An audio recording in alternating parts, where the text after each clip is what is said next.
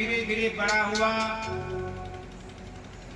एक दिन लाला कहने लगा, देख मैया, अब भी कोई छोटा बालक नहीं, बड़ा हो गया हूं थोड़ा, घर में काम करने जैसा, गाय चराने जाऊंगा।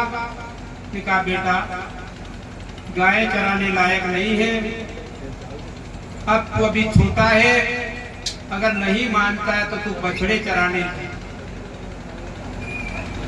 तो लाला अपने तन सुखा मन सुखा सभी गोप वालों को साथ में लेकर के और बछड़े चराने जाता है। थोड़े समय तक बछड़ों को चराया और फिर लाला कहने लगा, मैया देख, अब तो मुझे गाय चराने का अवसर दे, मैं गाय चराने जैसा हो गया हूँ। तो फिर गोपाष्टमी के दिन से भगवान कृष्णा गाय चराने का काम शुरू करते हैं।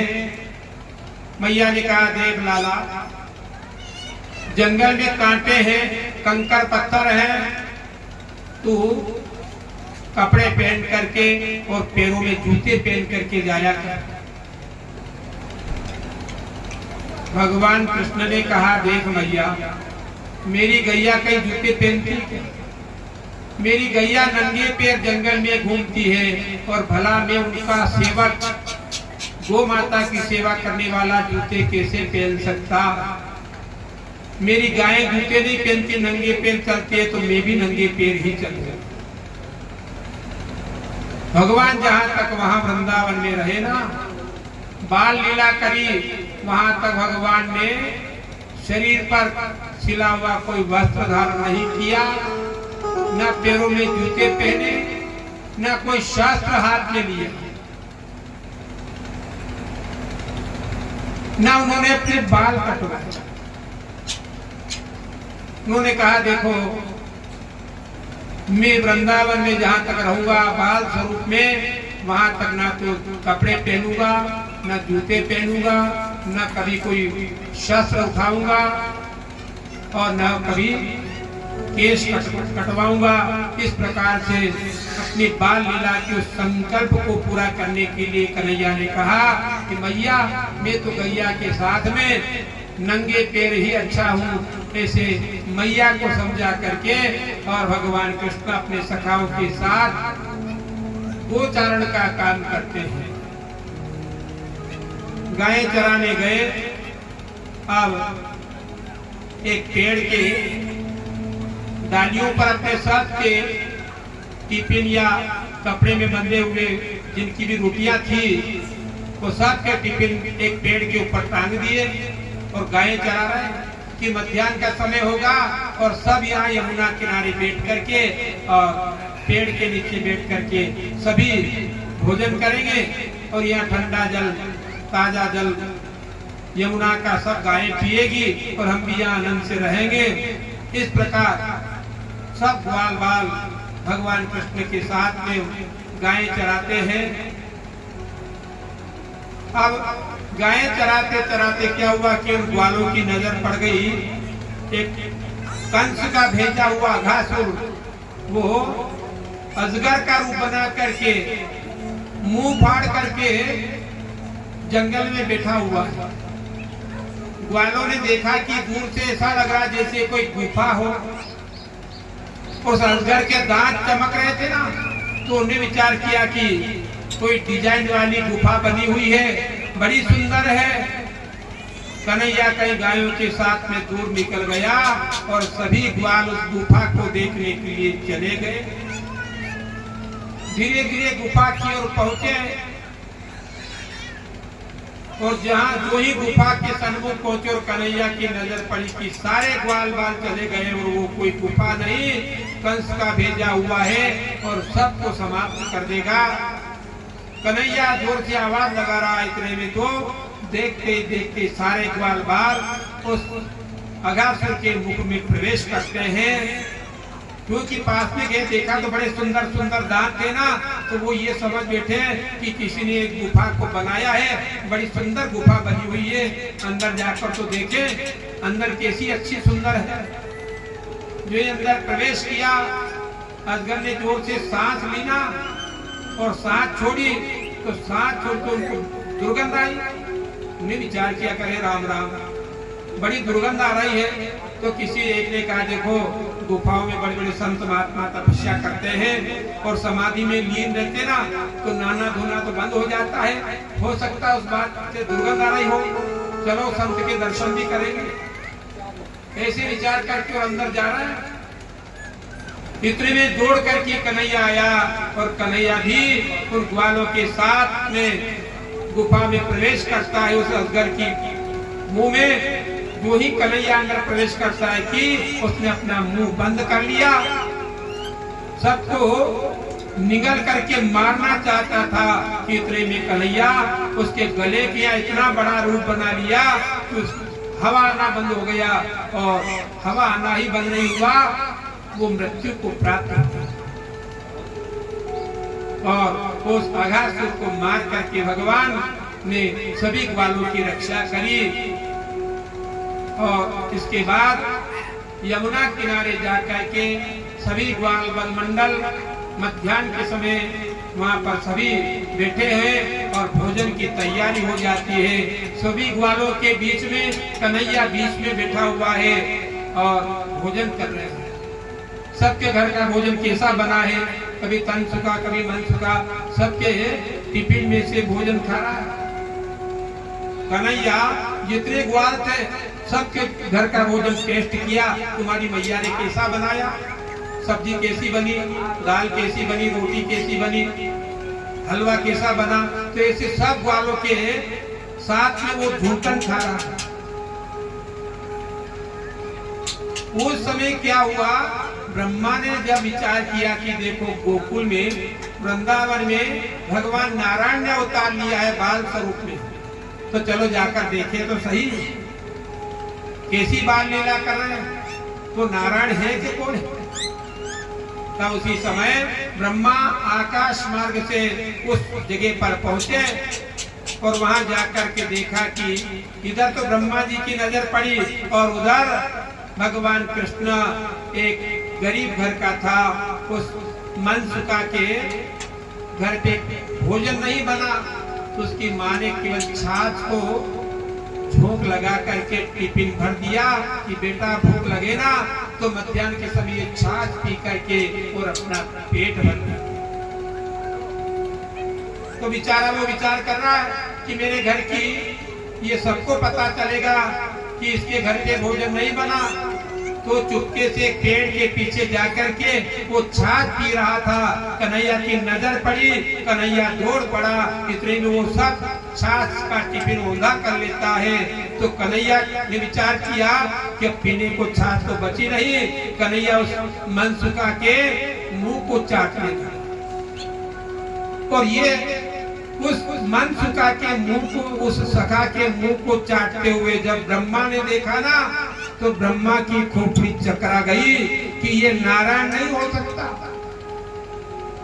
इन गोपों का झूठन खाते खाते इस सखा का मुंह चाट रहा है, ये कोई नारायण थोड़ी है, ये तो गोकुल का कोई साधारण बालक है, नारायण नहीं हो सकता। ब्रह्मा विचार में पड़ गए और उन्होंने परीक्षा लेने के लिए कि अगर ये नारायण होगा तो इसकी परीक्षा ली जाए। उधर वो भोजन कर रहे हैं, इतने में गाय और बछड़े एक गुफा में जाकर के छुपा दिए और पत्थर लगा दिए।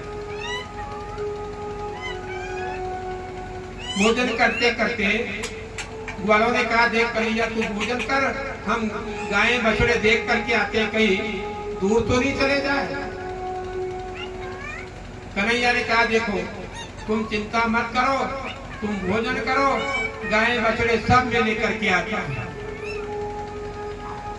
कन्हैया गाय बछड़े लेने गया ना, तो दूर तक इधर उधर देखा, कहीं गाय है ना बछड़े हैं।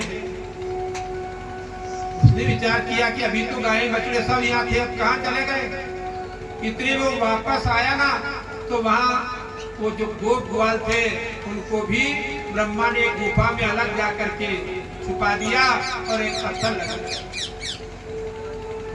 भगवान ने आकर देखा, ना तो ग्वाल बाल है और ना गाय में बछड़े हैं। उन्होंने ध्यान किया ये सब कुछ हुआ कैसे। तब ध्यान में उनको लगा ये सारी करतूत ब्रह्मा की है, ब्रह्मा का करा धरा है। तब तो गाय और बछड़े और ग्वाल बाल और उनकी लकड़ी छड़ी सब भगवान कृष्ण ने अनेक रूप बनाए और किसी को पता नहीं चलने दिया। बलराम जी को भी पता नहीं कि कन्हैया ने अपनी माया से गायें बछड़े गो ग्वाल और उनकी छड़ी लकड़ी तक बन गए। जिसके घर से जैसी लकड़ी लेकर जो आया था ना, उसके हाथ में ऐसी की ऐसी लकड़ी बन गए और भगवान ने ऐसी लीला रची कि वही गो ग्वाल और वही गाय बछड़े तैयार कर दिए।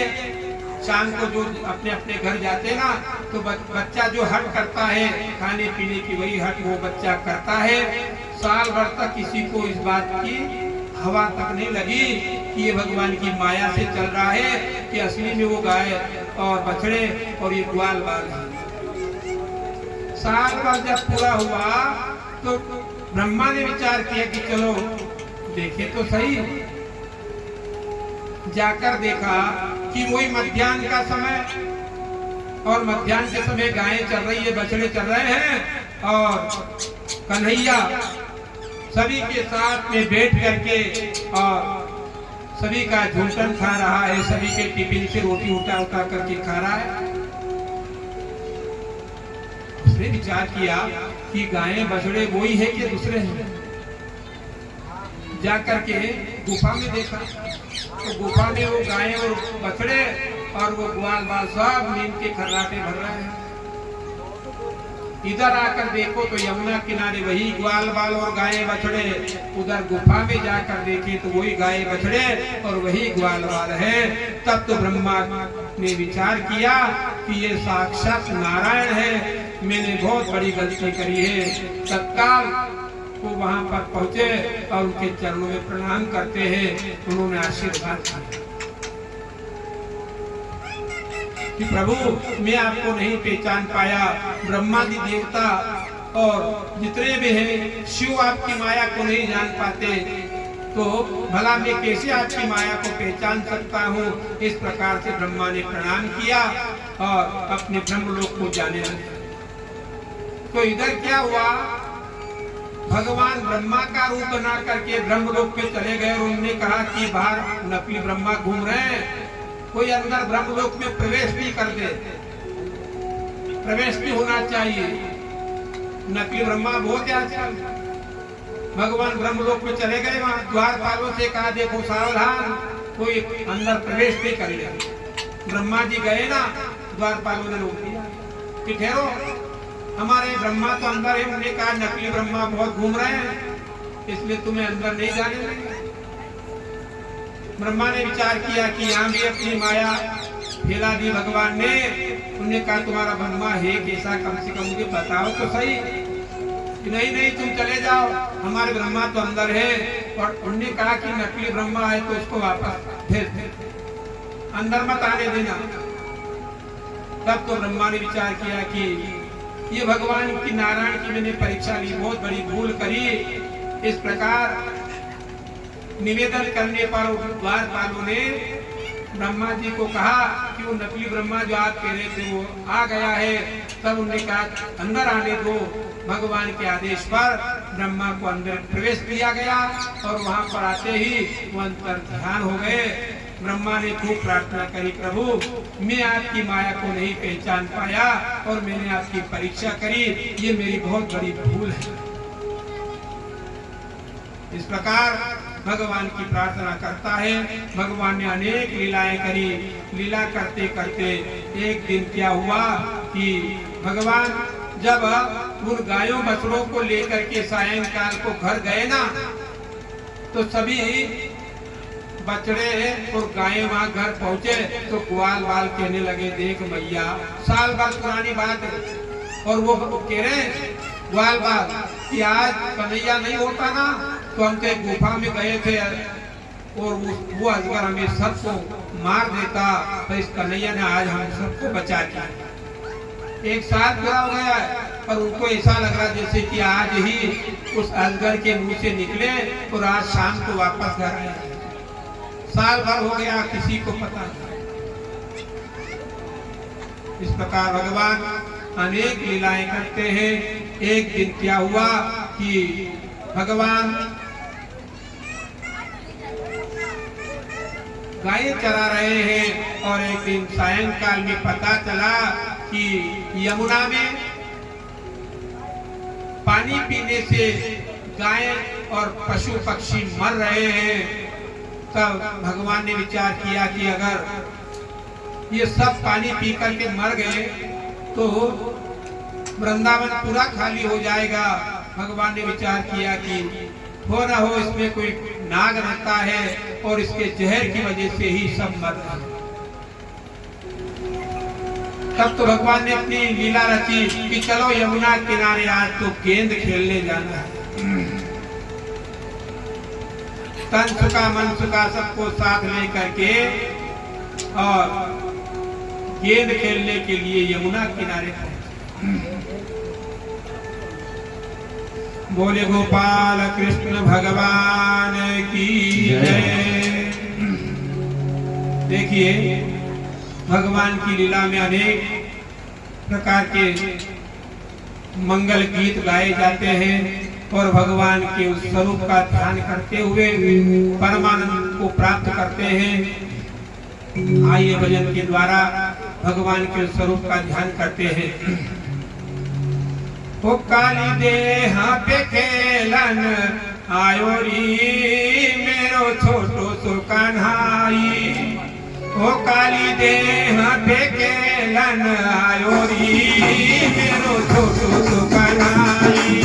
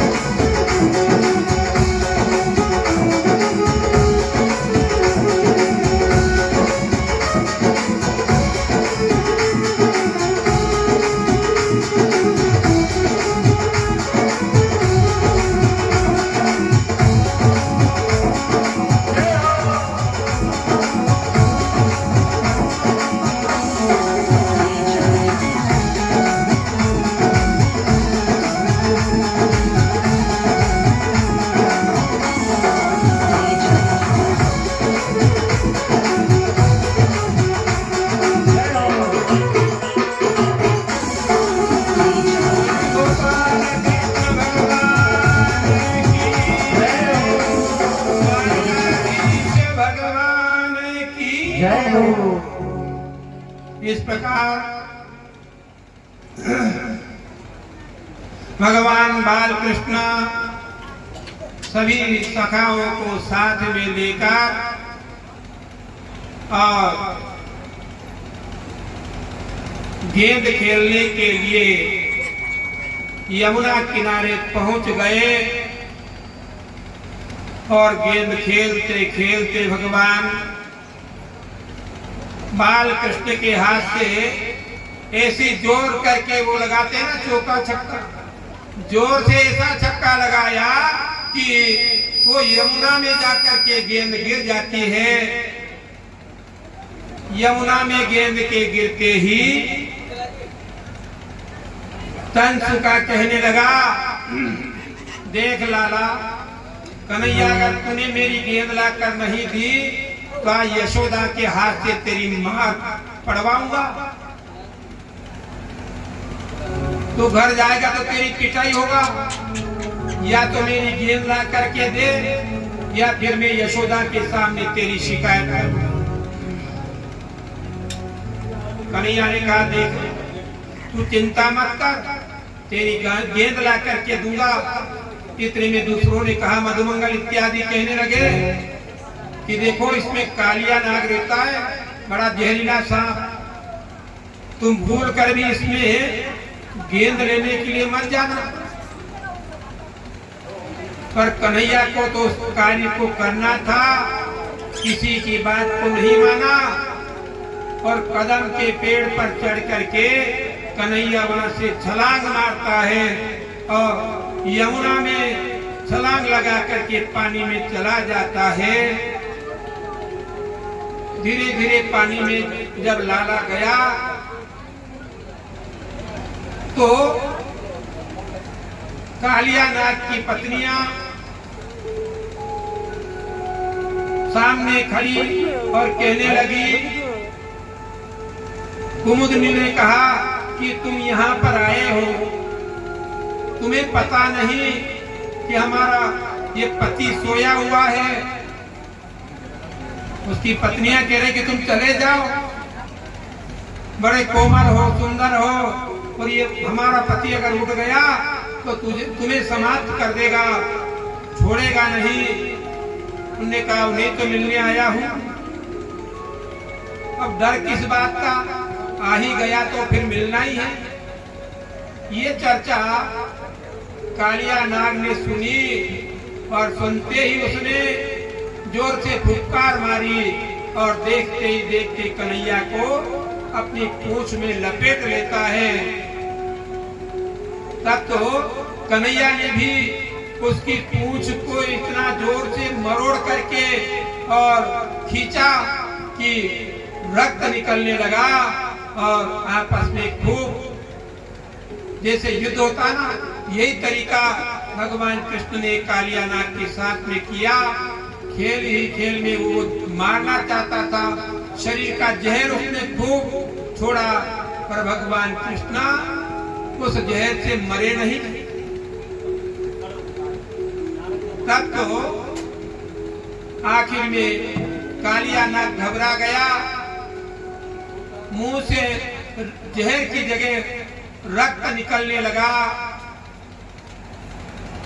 घबरा करके और हताश होता है जब भगवान कृष्ण के ऊपर जहर छोड़ना और उनको मारने का प्रयास तो दूर हुआ, अब तो स्वयं को बचाने का प्रयास करने लगा। इतने में नाग पत्नियां आई, उन्होंने कहा, हाथ जोड़ करके कहने लगी कि हम विधवा हो जाएंगे, इसलिए हमारा सुहाग हमको लौटा दो। इस प्रकार नाग पत्नियों के कहने पर भगवान कृष्ण ने कालिया नाग को प्राण दान दिया और उसके फन के ऊपर आकर के और नृत्य करने लगे। इस प्रकार भगवान ने कालिया नाग के फन के ऊपर नृत्य किया और अपने पैरों का निशान उसको दिया।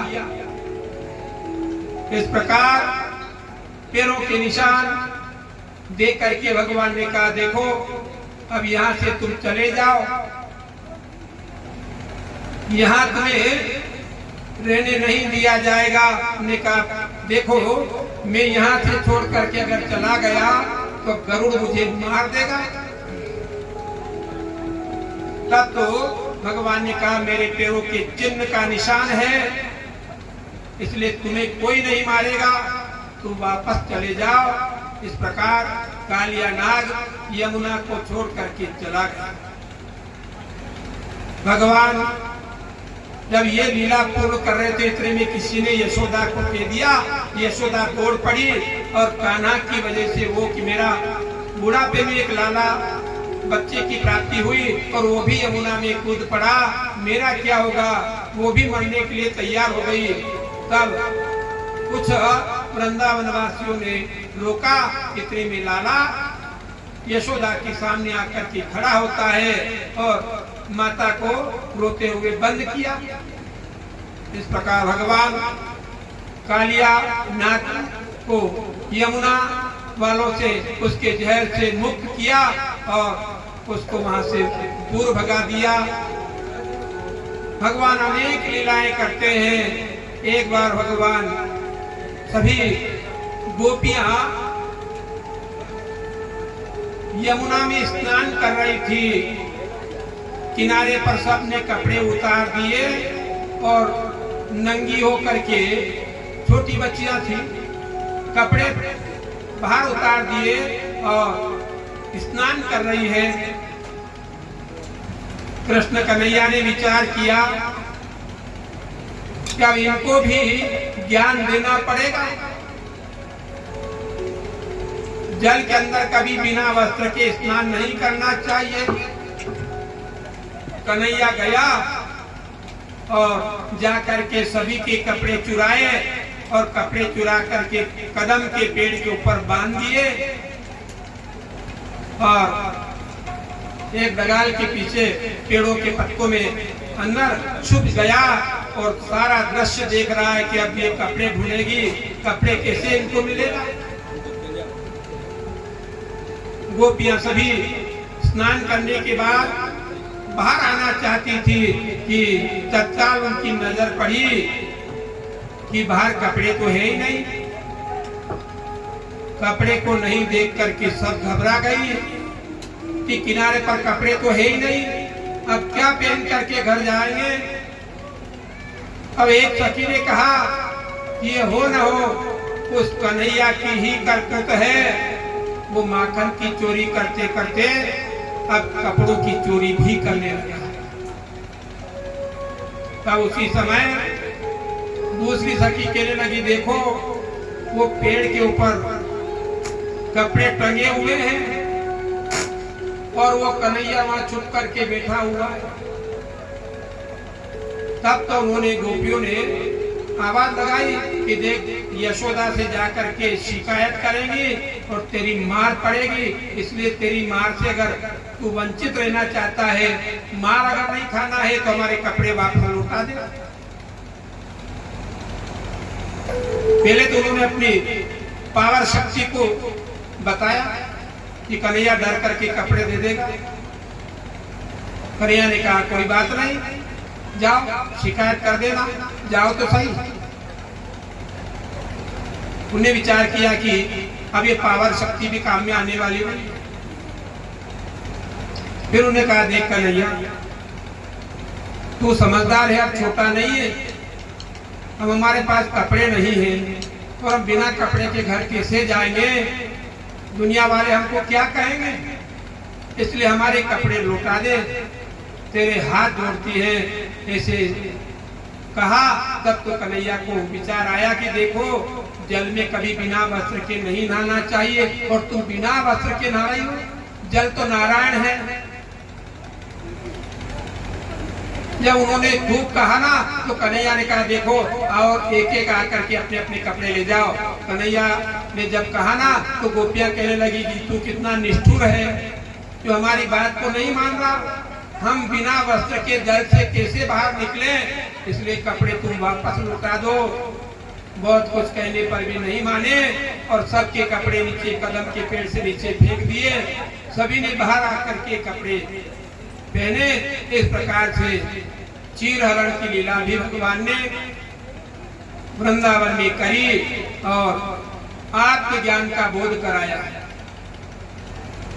संसार वाले इसको कुछ भी समझे, पर वो सब भगवान कृष्ण की लीला को का सहयोग करने के लिए वेद की ऋचाएं, सभी देवभूमि से आए हुए सभी वृंदावन में कोई गोपी बने, कोई गोप बने, कोई गायें बने तो कोई बछड़े बन गए। ये सब भगवान कृष्ण की लीला करने के लिए आए थे। वो कोई सांसारिक सुखों से उनको कोई स्वार्थ नहीं था। इस प्रकार गोपियां भगवान कृष्ण के प्रेम में डूब जाती है।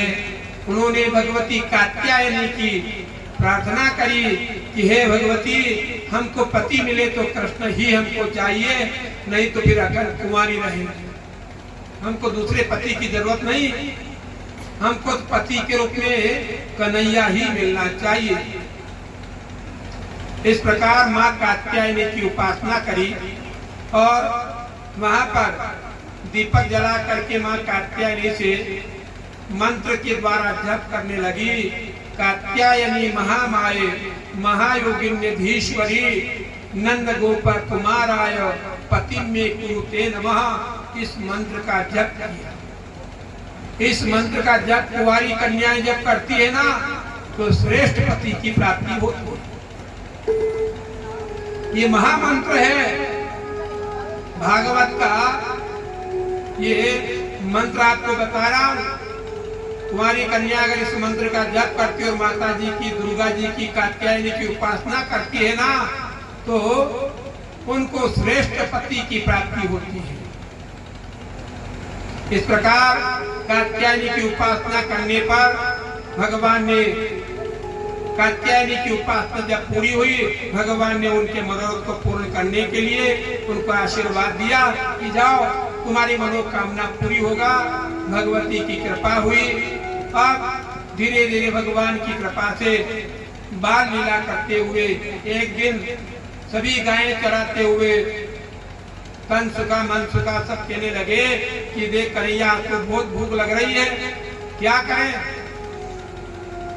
कन्हैया ने कहा यहाँ पास में यज्ञ हो रहा है, जाओ ब्राह्मणों से भोजन मांग करके ले आओ। ग्वाल वाल गए कि देखो कन्हैया ने भोजन मंगाया है, भूख लग रही है। उन्हें कहा भी तो ना तो भगवान को भोग लगा, भंडारा चल रहा है, भगवान को भोग लगेगा ना, उसके बाद में सबको खिलाएंगे, अभी भोजन नहीं है। वापस आ गए। ब्राह्मण पत्नियों को पता चला कि भगवान कृष्ण भोजन मंगाने के लिए ग्वालों को भेजा और हमारे पति ने उनको खाली हाथ वापस लौटा दिया। पत्नियां थालियां सजा करके और भोजन की थाली लेकर के गई और भगवान से प्रार्थना करी, प्रभु पति ने जो गलती करी क्षमा करना और ये भोजन आप प्रेम से पावन करो। इस प्रकार ब्राह्मण पत्नियों ने सबको भोजन किया। बरसात का समय था, यही ऋतु चल रही थी, शरद ऋतु। और धीरे धीरे कार्तिक मास में अमावस्या के दूसरे दिन इंद्र की पूजा होती थी, तो 15 दिन पहले से घर में मिठाइयां बनना शुरू हो जाती। अब घर में पूरे वृंदावन में घर घर मिठाइयां बन रही है, 56 भोग बन रहा है। एक दिन कन्हैया ने पूछा, देख मैया ये घर में इतनी मिठाइयां क्यों बन रही है, क्या कोई व्रत त्योहार है या कोई उत्सव मनाया जा रहा है। कन्हैया कहने लगा, देख हमारी गायें चरती है और बरसात होती है ना, इससे घास पैदा होती है और गायें चरने के बाद हष्ट पुष्ट होती है और इन्हीं से दूध की प्राप्ति होती है, इसलिए इंद्र की पूजा करेंगे, इसलिए मिठाइयां बन रही है। कन्हैया ने कहा, देख मैया गैया तो गोवर्धन पर चढ़ती है और तुम इंद्र की पूजा करने जा रही हो, ये उल्टा काम कैसे करोगे। हमारी गैया तो गोवर्धन पर हरी घास चर के और दूध दे रही है और तुम इंद्र की पूजा कर रही हो, बहुत गलत है। हमारे गोवर्धन से हमको घास मिलता है गायों को, इसलिए गोवर्धन की पूजा करेंगे, इंद्र की पूजा नहीं करना। अब कन्हैया के कई ऐसे चमत्कार हो गए थे ना, तो कन्हैया की बात को मान लिया कि चल तू तेरा ऐसा ही कर देंगे। तैयारी हो गई और जिस दिन इंद्र की पूजा करना था उस दिन सभी वृंदावनवासी सभी मिलकर के गिरिराज शरण में गए और गिरिराज जी के वहां पर जाकर के और पूजा करने लगे। अब किस प्रकार से पूजा करते हैं, आइए भगवान गिरिराज जी की पूजन करते हैं और किस प्रकार से वह मेघ को बुला करके और भेजता है कि सारे वृंदावन को जलमग्न कर दो।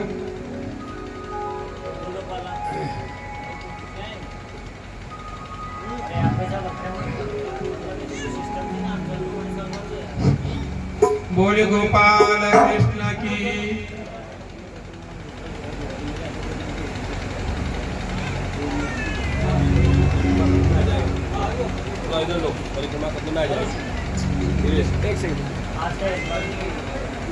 हमारे आज के यजमान आ जाए गोवर्धन पूजा के लिए।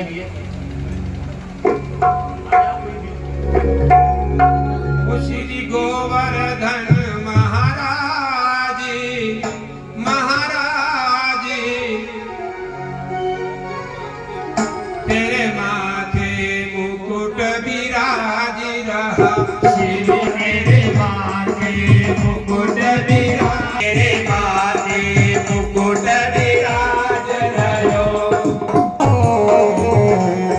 मुकुट विराज रहो, तेरे माथे मुकुट विराज रहो। तेरे माथे मुकुट